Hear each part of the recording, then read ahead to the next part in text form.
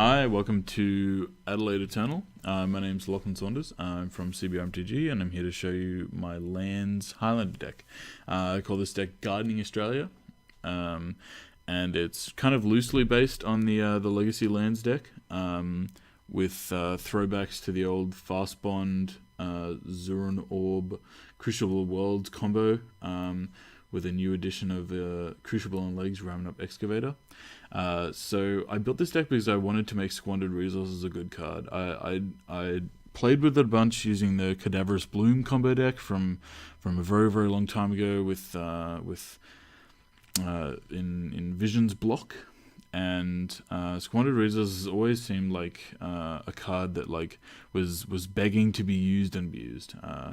It lets you, anything that lets you cheat on mana in Magic is historically quite broken, and I wanted to make use. And I also really like multicolored enchantments from the Visions block because they always look really cool. And this one in particular, it lets you sack a land for mana. So basically, it's like a mana flare, Heartbeat of Spring effect for all your lands, but it's a high cost. You got to sack them to get the mana flare effect, but it costs 2. It's so cheap, and in Highlander, summoning being very, very cheap and very, very powerful under the right circumstances makes for an excellent card to build around. Titania here, you can see the controversial 5-drop green creature. She's fantastic with Squandered Resources. Even if you're even if you're sacking like 3 lands to cast her, so getting that 6 mana, or sacking 2 lands and getting 5 mana. You can recoup a land that you've lost because she brings back a land when she comes into play. And also, with resources, you can sack excess lands you have to just make 5/3s at will. And when you're playing a bunch of lands, Tireless Tracker is very, very good because you get clues. And when you have excess mana, thanks to resources and Crucible of Worlds, Life and Loam, Exploration, that kind of thing, you can turn that mana into cards. You also have Sylvan Safekeeper. Sylvan Safekeeper is very, very good with Titania because it makes her incredibly difficult to remove, and every time your opponent burns a removal spell, you get to make a 5/3. And if your opponent actually gets a removal spell through, you still have a bunch of 5/3s, which you can also continue to protect. And the deck is based around having a bunch of lands, using a bunch of lands. So we have the Life and Loam engine. Life and Loam is a dredge card, so it keeps filling up your graveyard with lands to get back and play, because most of the time you're going to have an effect that lets you play more than one land each turn, or leverage the fact that you have a bunch of lands. It pumps up the Knight of the Reliquary. It fills your graveyard for Eternal Witness. This is one of my favorite threats in the deck.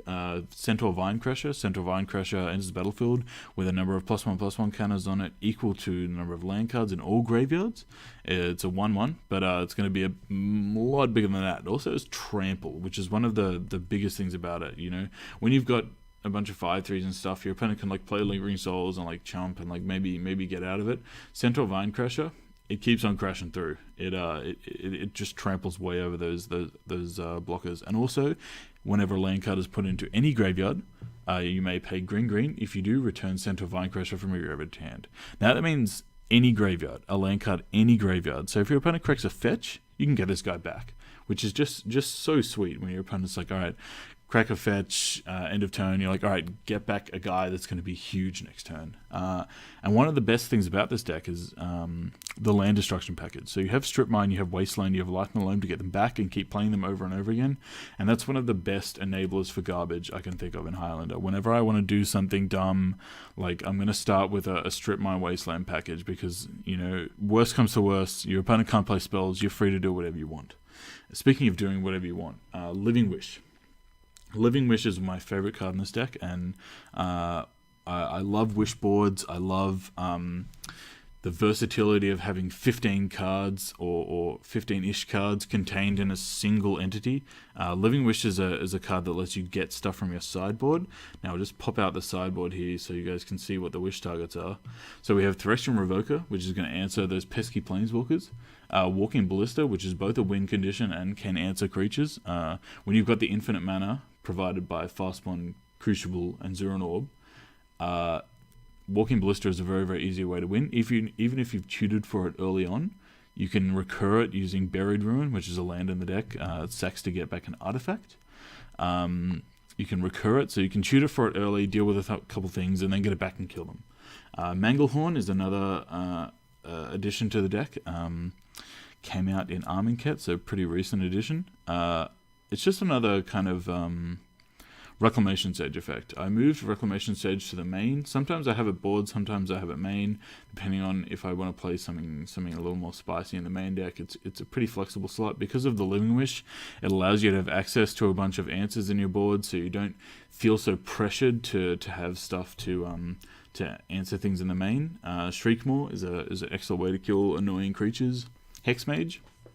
Now, Hexmage combos with the Dark Depths combo that I have in there. Dark Depths is a legendary land, comes into play with 20 ice counters. When it has no ice counters on it, you make a 20/20 indestructible flying token. Now, the best way to get rid of all those counters is sacrificing Vampire Hexmage, because it removes all counters from target permanent.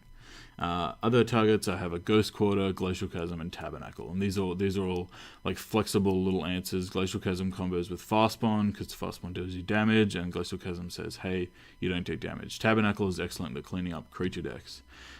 So basically, the basic strategy of the deck is find Life and Loam, put Life and Loam in the graveyard, and keep cracking your fetches, cycling your cycle lands, and keep creating and generating value until you've found a combo or just kind of mid-ranged your opponent out.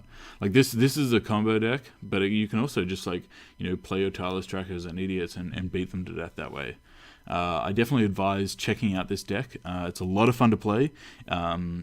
There are versions without the Living Wish package that might be a little better for someone just starting out with this kind of strategy. It reduces the complexity a little bit, but Living Wish is one of my favorite cards, and I love the flexibility of it. And I hope you've enjoyed listening to me talk about one of my favorite decks, and I hope to see you at CanCon this year, and maybe you'll take this.